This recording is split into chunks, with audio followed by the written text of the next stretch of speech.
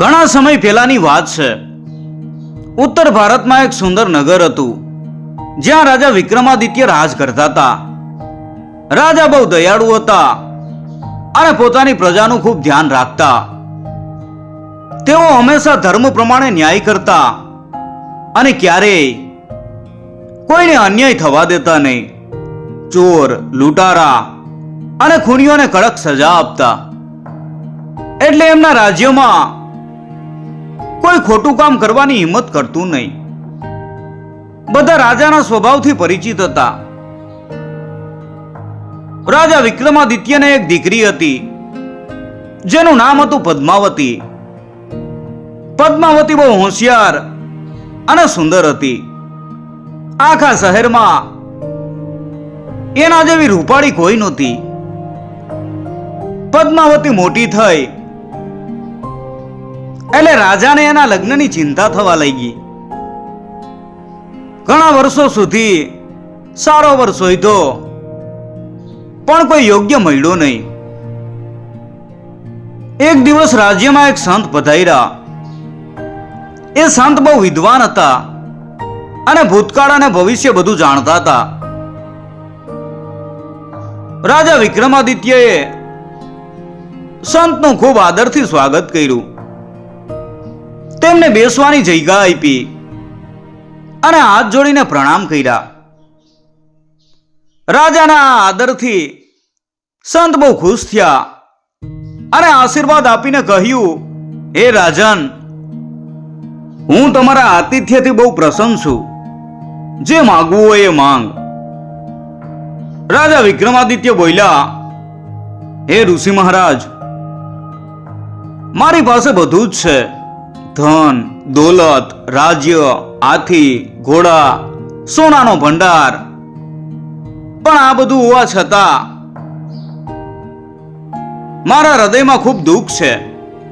સંત બોલ્યા, હે રાજન, હું જાણું છું. તમારે જે જાણવું હોય તે વિના સંકોચે મને કહો. હું તમારી સમસ્યા જરૂર હલ કરીશ. રાજા વિક્રમાદિત્ય બોલ્યા, હે ઋષિ મહારાજ, મારી પાસે આટલી સંપત્તિ હોવા છતાં હું મારી દીકરી માટે યોગ્ય વર શોધી નથી શકતો. દરેક પિતાની ઈચ્છા હોય છે કે તેની દીકરી સુખી થાય. તો કૃપા કરીને મને કહો કે મારી દીકરીના લગ્ન ક્યારે થશે અને હું ક્યાંથી સારો વર શોધી શકીશ. એટલે ઋષિ બોલ્યા, હે રાજન, હું તમારી મૂંઝવણ સમજુ છું અને જરૂર તમારી સમસ્યા હલ કરીશ. એમ કહીને ઋષિ ધ્યાનમાં બેઠા અને રાજકુમારી પદ્માવતીનું ભવિષ્ય જોવા લાગ્યા. રાજા બહુ ઉત્સુકતાથી હાથ જોડીને તેમની સામે બેઠા હતા. ઋષિએ પદ્માવતીનું ભવિષ્ય જોયું અને આંખો ખોલીને રાજાને કહ્યું, હે રાજન, તમારી દીકરી માટે સૌથી સારો વર તમારા મહેલમાં જ રહે છે. આ સાંભળીને રાજા ચોંકી ગયા અને વિચારવા લાગ્યા કે મહેલમાં એવો કયો સારો વર છે જે મેં જોયો નથી. રાજાએ આશ્ચર્યથી ઋષિ તરફ જોયું અને કહ્યું, હે મુનિવર, તમે શું કહી રહ્યા છો? અમારા મહેલમાં એ કોણ છે જે મારી દીકરી માટે શ્રેષ્ઠ વર હોય? મેં એને અત્યાર સુધી કેમ નથી જોયો? કૃપા કરીને મને એના વિશે કહો. એટલે સંત બોલ્યા, હે રાજન, હું તમને તેના વિશે જરૂર કહીશ અને તમે પોતે જ ખુશીથી તમારી દીકરીના લગ્ન તેની સાથે કરાવશો. રાજા બોલ્યા, હે મુનિવર, આવા શબ્દો બોલીને તમે મને મૂંઝવી રહ્યા છો. કૃપા કરીને મને જલ્દી કહો, મારા જ મહેલમાં રહેતો શ્રેષ્ઠ વર કોણ છે? સંત બોલ્યા, હે રાજન, તમારી દીકરી પદ્માવતીના લગ્ન તમારા મહેલમાં રહેતા રઘુ સાથે થશે. આ સાંભળીને રાજાનું હૃદય તૂટી ગયું અને તેમને ખૂબ ગુસ્સો આવ્યો. રઘુ રાજાના મહેલમાં એક નોકર હતો. રાજા વિક્રમાદિત્યને રઘુનો સ્વભાવ ખૂબ ગમતો હતો. રઘુ રાજાનું બધી રીતે ધ્યાન રાખતો. ભલે ગરીબ પરિવારમાં જન્મો હોય, પણ રઘુ બહુ બુદ્ધિશાળી અને જ્ઞાની હતો. તેણે ઘણા શાસ્ત્રોનો અભ્યાસ કર્યો હતો, પણ ગરીબીને કારણે રાજાના મહેલમાં નોકર તરીકે કામ કરતો હતો. રઘુ બહુ દયાળુ હતો અને રાજાની બહુ નિષ્ઠાથી સેવા કરતો. જ્યારે રાજા વિક્રમાદિત્ય બીમાર હતા ત્યારે રઘુએ જ તેમનું બહુ ધ્યાન રાખ્યું હતું. પણ રાજા એ વાત પચાવી ન શક્યા કે તેમની દીકરી રઘુ સાથે લગ્ન કરશે. રાજા બહુ ગુસ્સે થયા અને વિચારવા લાગ્યા કે શું આ માણસ સાચું કહે છે કે ખાલી ખોટી વાતો કરે છે? એ વિદ્વાન જેવો દેખાય છે પણ મૂર્ખાની જેમ બોલે છે. રાજકુમારીના લગ્ન નોકર સાથે કેવી રીતે થઈ શકે? મારી દીકરી બહુ સુંદર અને હોશિયાર છે અને રઘુ એક સામાન્ય નોકર છે. આ કેવી રીતે શક્ય છે? આવું વિચારીને રાજાએ સંતને કહ્યું, હે મુનિવર, તમારી કંઈક ભૂલ થાય છે. મારી દીકરી રાજકુમારી છે, તેના લગ્ન નોકર સાથે કેવી રીતે થઈ શકે? મારી દીકરીનું ભવિષ્ય ફરી એકવાર જોઈને જણાવો. એટલે સંત બોલ્યા, હે રાજન, મેં જે કાંઈ કીધું છે તે સત્ય છે. હું ક્યારેય જૂઠું બોલતો નથી. મેં તમને એ જ વાત કીધી છે જે મેં ભવિષ્યમાં જોઈતી. તમને ગમે કે ના ગમે, તમારી દીકરીના લગ્ન તેની સાથે જ થશે. તમારી દીકરીના ભાગ્યમાં જે લખ્યું છે તે જ થશે. ભાગ્યમાં જે લખેલું છે તેને કોઈ બદલી શકતું નથી. આટલું કહીને સંત ત્યાંથી ચાલ્યા ગયા. સંત ગયા પછી રાજા બહુ ચિંતામાં પડી ગયા. તેમને સંત ઉપર બહુ ગુસ્સો હતો અને માનવા તૈયાર નહોતા કે તેમની દીકરીના લગ્ન નોકર સાથે થઈ શકે. પછી રાજાએ વિચાર્યું કે જો હું રઘુને રાજ્યમાંથી કાઢી મૂકીશ તો એ મારી દીકરી સાથે લગ્ન કરી શકશે નહીં. રાજાએ પોતાના નોકર રઘુને બોલાવ્યો. રાજાના આદેશનું પાલન કરીને રઘુ રાજા પાસે આવ્યો. રાજાએ ગુસ્સાથી રઘુને કહ્યું, એ રઘુ,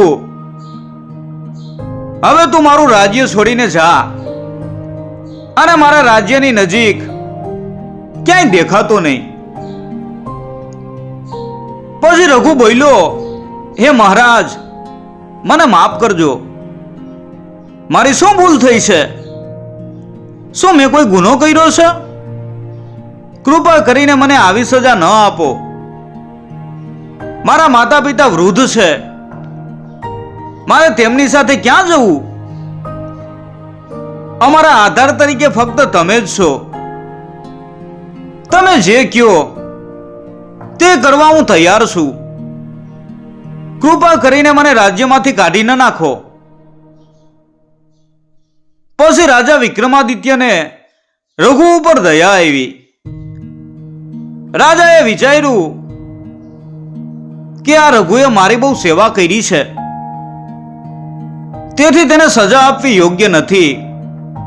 એટલે રાજા બોલ્યા, હે રઘુ, હું તારા માતા પિતાનું રક્ષણ કરીશ.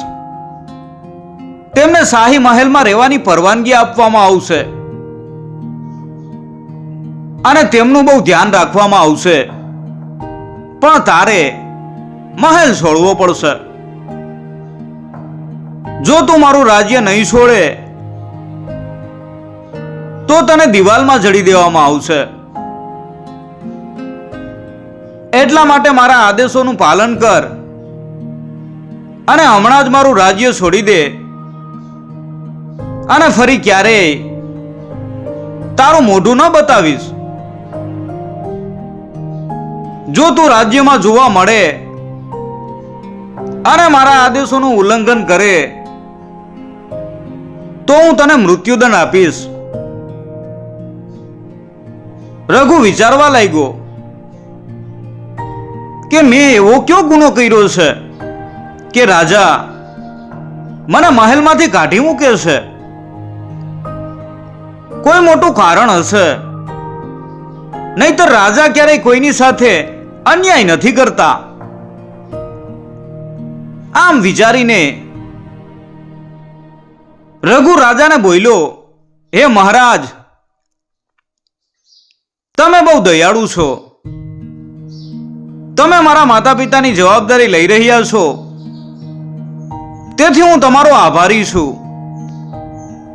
મને ખબર છે કે મારા માતા પિતા ખુશ થશે, એટલે હું તમારા આદેશને અનુસરીને તમારું રાજ્ય છોડી રહ્યો છું. અને જ્યાં સુધી તમે મને જાતે બોલાવશો નહીં ત્યાં સુધી હું પાછો નહીં ફરું. મહારાજ બોલ્યા, હે રઘુ, હું તારી વફાદારીથી ખુશ છું, પણ ભાગ્યના ખેલથી હું લાચાર છું. એટલે હવે તું બીજા કોઈ રાજ્યમાં જઈને ખુશીથી તારું જીવન જીવ. પછી રઘુ મહારાજનું રાજ્ય છોડી દે છે. ચાલતા ચાલતા તે એક ગાઢ જંગલમાં પહોંચે છે,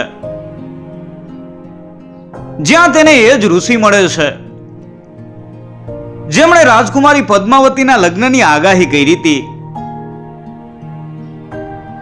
રઘુ ઋષિને જુએ છે અને તેમનું સ્વાગત કરે છે અને કહે છે કે હે મુનિવર, તમે આ જંગલમાં એકલા કેમ ભટકી રહ્યા છો? તમને કોઈ મદદની જરૂર છે? મને કયો, હું જરૂર તમને મદદ કરીશ. ઋષિ રઘુ તરફ સ્મિત કરે છે અને કહે છે, ઓ દીકરા, તારું નસીબ બહુ મજબૂત છે. હું જોઈ શકું છું કે તને ઘણી સંપત્તિ મળવાની છે. રઘુ કહે છે, હે મુનિવર, તમે જે કાંઈ કીધું તે માટે હું તમારો આભાર માનું છું, પણ હું રાજાનો પુત્ર નથી. હું મહેલમાં એક સામાન્ય નોકર હતો. હવે રાજાએ પણ મને તેના રાજ્યમાંથી હાંકી કાઢ્યો છે, તેથી હું કામ અને ખોરાકની શોધમાં ભટકી રહ્યો છું. પછી સંત કહે છે, એ દીકરા, જે થાય તે સારા માટે જ થાય છે. તું એક સત્યવાદી અને ધાર્મિક માણસ છે, એટલે તારી સાથે ક્યારેય અન્યાય નહીં થાય. જો તું મારી વાત સાંભળ તો હું તારા ફાયદા માટે તને કંઈક કહેવા માંગુ છું. એટલે રઘુ કહે છે, હે મુનિવર, તમે મને જે કાંઈ આદેશ આપશો હું એનું જરૂર પાલન કરીશ. સંત કહે, હે પુત્ર, હવે તું દક્ષિણ તરફ જા. ત્યાં રાજા ધર્મવીરનું રાજ્ય છે. તેના રાજ્યમાં ગયા પછી તારું કાર્ય સફળ થશે. રઘુ ઋષિની વાત સ્વીકારે છે, તેમને નમન કરે છે અને તેમના આદેશનું પાલન કરીને દક્ષિણ તરફ પ્રયાણ કરે છે. ઘણા દિવસો ચાલ્યા પછી રઘુ દક્ષિણમાં રાજા ધર્મવીરના રાજ્યમાં પહોંચ્યો છે. દક્ષિણના રાજા ધર્મવીર બહુ વૃદ્ધ છે, તેમને કોઈ બાળક નથી. જ્યારે રાજા ધર્મવીર મૃત્યુ પામવાના હોય છે ત્યારે દેવી લક્ષ્મી તેમના સ્વપ્નમાં આવે છે અને કહે છે, હે રાજન, તમે તમારા જીવનકાળમાં ઘણા પુણ્યના કાર્યો કર્યા છે. દાન આપવામાં તમે ક્યારેય કંજૂસ નથી થયા, પરંતુ તમારા પાછલા જન્મના પાપોના કારણે તમે નિસંતાન રહ્યા છો. એટલે તમારા મૃત્યુ પછી તમારે એ વ્યક્તિને રાજા તરીકે નિયુક્ત કરવો જોઈએ જે તમે મારા મંદિરમાં રાખેલા હાથી દ્વારા પસંદ કરવામાં આવશે. આટલું કહીને દેવી લક્ષ્મી અદૃશ્ય થઈ જાય છે. પછી રાજા ધર્મવીર પોતાના મંત્રીઓને કહે છે, હે મંત્રીઓ,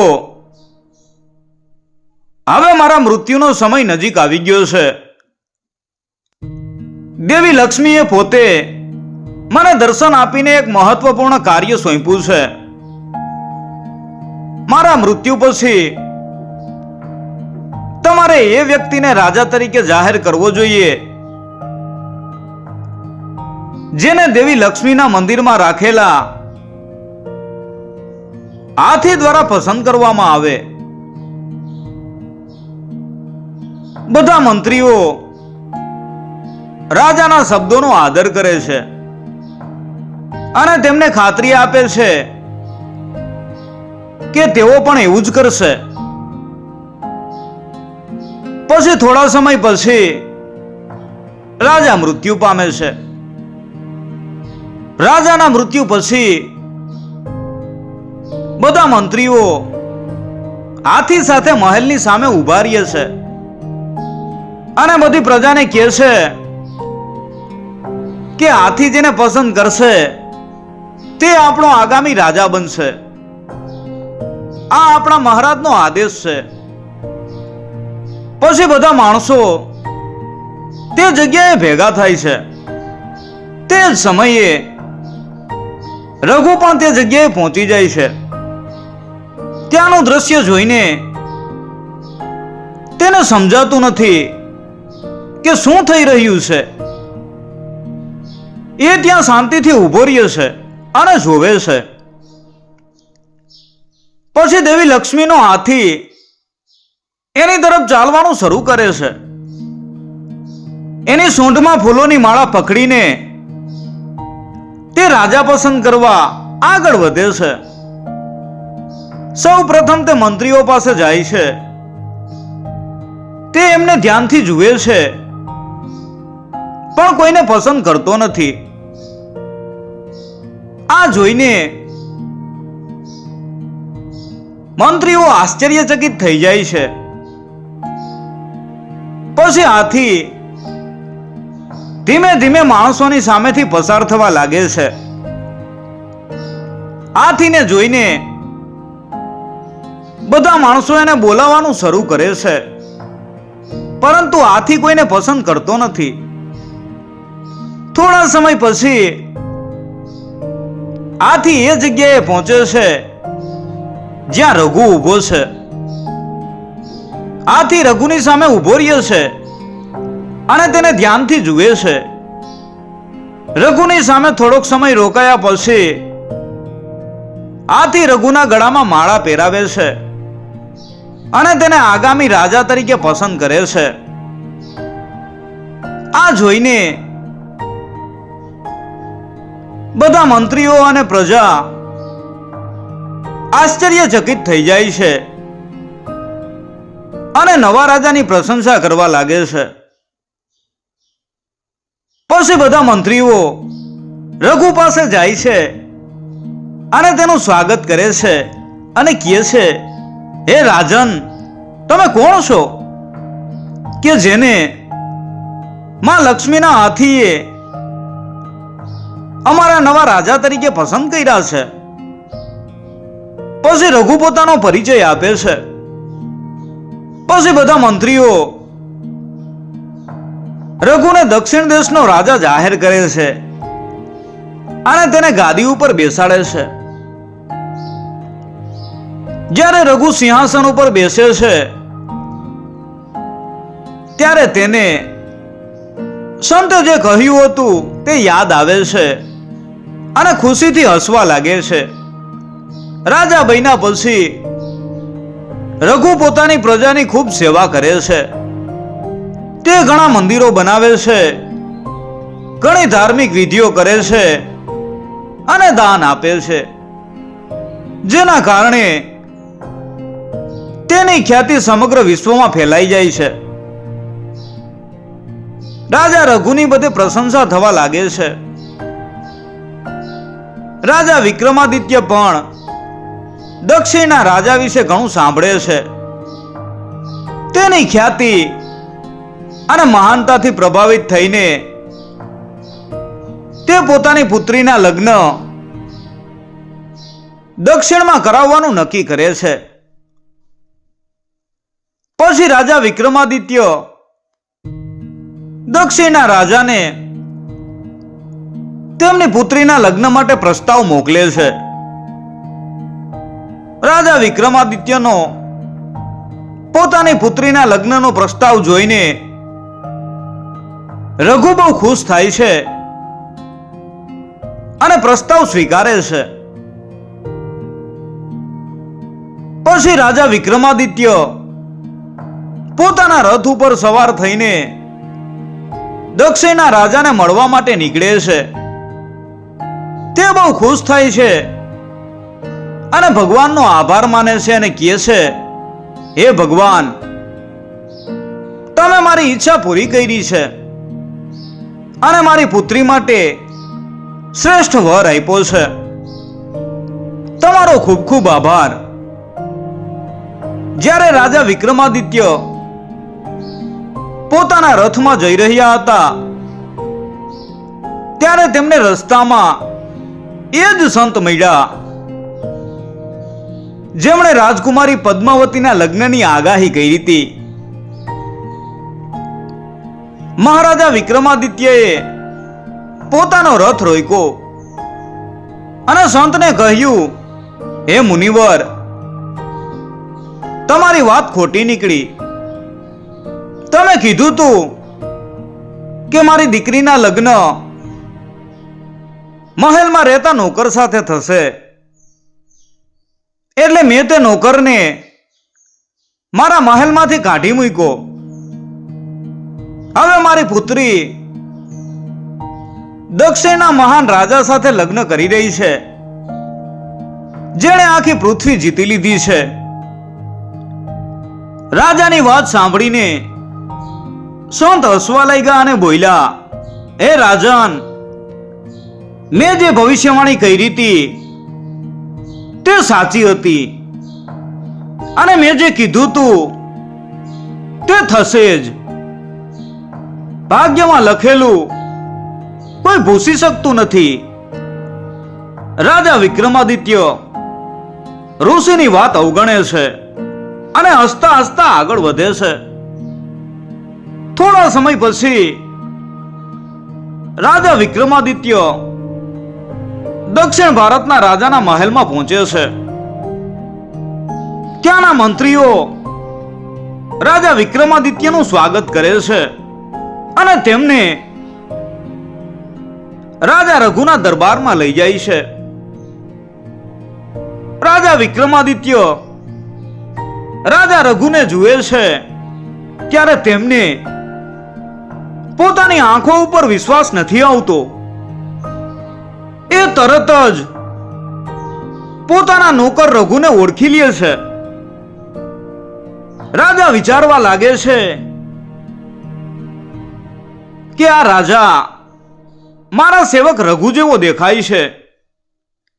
પછી રઘુ રાજા વિક્રમાદિત્ય પાસે આવે છે અને કહે છે કે મહારાજ, તમે મને ઓળખો? હું એ જ રઘુ છું જે તમારા રાજ્યમાં નોકર તરીકે કામ કરતો હતો અને જેને તમે તમારા રાજ્યમાંથી કાઢી મૂક્યો હતો. પછી રઘુ રાજાને આખી વાત કરે છે. રઘુની વાત સાંભળીને રાજા વિક્રમાદિત્ય શરમાઈ જાય છે અને શરમથી માથું ઝુકાવીને કહે છે, હે રઘુ, મને માફ કર. મેં તારી સાથે ઘણો અન્યાય કર્યો છે. કૃપા કરીને મને માફ કર. પછી રઘુ કહે છે, હે મહારાજ, કૃપા કરીને મારી માફી ન માંગો. હું જે કાંઈ છું તે ફક્ત તમારા કારણે જ છું. જો તમે મને તે દિવસે રાજ્યમાંથી હાંકી કાઢ્યો ન હોત તો આજે હું રાજા ન બન્યો હોત. આ બધો નસીબનો ખેલ હતો. જે ભાગ્યમાં લખેલું હોય છે તે થાય છે, તેને કોઈ બદલી શકતું નથી.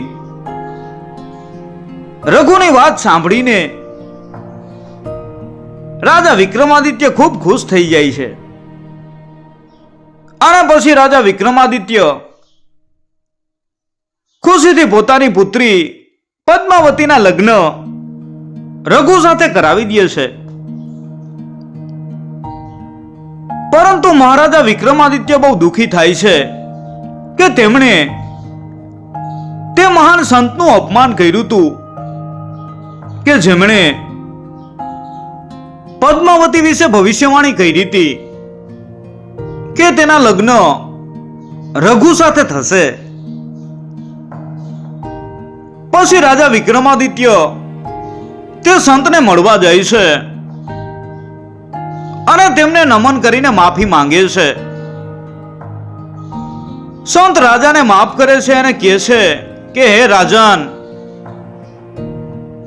મેં તમને પહેલેથી જ કીધું હતું કે ભાગ્યમાં જે લખ્યું છે